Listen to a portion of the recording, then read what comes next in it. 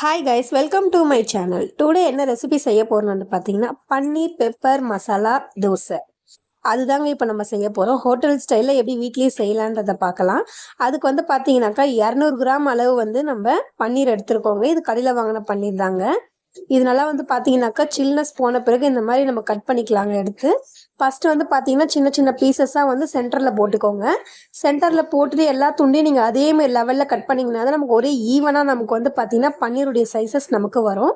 இப்போ இந்த மாதிரி சின்ன சின்னதாக எல்லாமே வந்து சென்டரில் கட் பண்ணி எடுத்துக்கோங்க. நான் இதேமாதிரி கட் பண்ணுறேன் இல்லைங்களா, ஆனால் வந்து கொஞ்சம் சில்னஸ் அதிகமாக இருந்துச்சுன்னா கட் பண்ணும்போது ஏடாகூடமாக நமக்கு கட்டிங் விழுந்துடும். அதனால் கரெக்டான லெவலில் கட் பண்ணி எடுத்துக்கோங்க.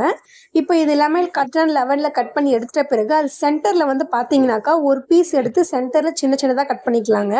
ஏன்னா ஒரு பீஸில் நம்ம கட் பண்ணும் போதே வந்து பார்த்தீங்கன்னா ஒரு 10-14 பீஸ் வந்து நமக்கு இந்த மாதிரி வரும். இப்போ பாருங்கள், இப்போ நான் ஒரு பீசஸ் தான் எடுத்து கட் பண்ணியிருக்கேன். அதுலேயே வந்து ஒரு 14-15 பீஸ் நமக்கு வந்திருக்கு. இந்த மாதிரி க்யூபாக எடுத்து நம்ம வந்து கட் பண்ணி எடுத்து வச்சுக்கலாம். ஒரு பிளேட்ல வந்து அரிசி மாவு சேர்த்துக்கலாங்க. அரிசி மாவு கூட லைட்டா உப்பு சேர்த்துக்கோங்க. உப்பு நல்லா பிசைஞ்சு விட்டுட்ட பிறகு வந்து பாத்தீங்கன்னாக்கா நம்ம கட் பண்ணி எடுத்து வச்சிருக்க கியூபா பன்னீரை எடுத்து இது கூட நல்லா வந்து மிக்ஸ் பண்ணி விட்டுக்கோங்க. இது நல்லா மிக்ஸ் ஆனா மட்டும்தாங்க நம்மளால வந்து ஃப்ரை பண்ணி கொஞ்சம் ரோஸ்ட் பண்ணி எடுத்துட்டு பொன்னிறமா இருக்க ஸ்டேஜ்ல எடுத்தாதான் நமக்கு நல்லா கிறிஸ்பியா இருக்கும். ஒரு பேன் வச்சு எண்ணெய் ஊத்திக்கோங்க.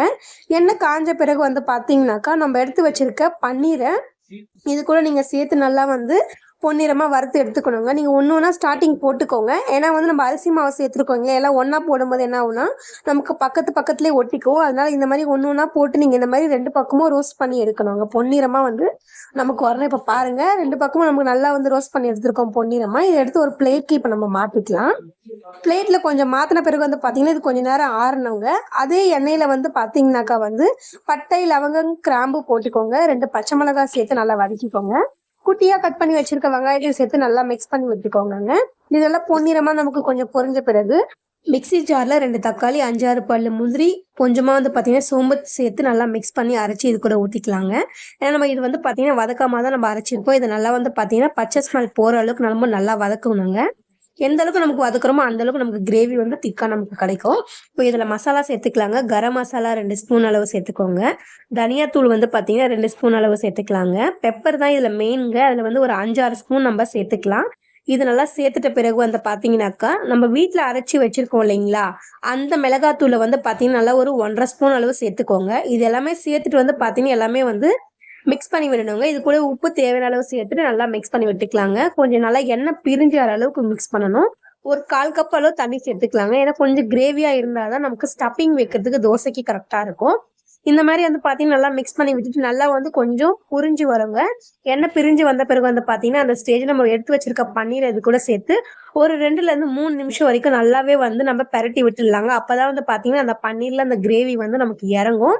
ஸோ உப்பு காரம் எல்லாமே நமக்கு கரெக்டாக இருக்கும். இன்னும் கொஞ்சம் கூட நமக்கு வந்து பெப்பர் சேர்த்துக்கலாங்க. லாஸ்ட்டில் ஒரு 3 ஸ்பூன் அளவு பெப்பர் சேர்த்து நல்லா மிக்ஸ் பண்ணி இந்த மாதிரி கெட்டிப்பதம் வந்த பிறகு நம்ம வந்து ஸ்டவ் ஆஃப் பண்ணி இதை கொஞ்சம் ஆற வச்சிடணுங்க.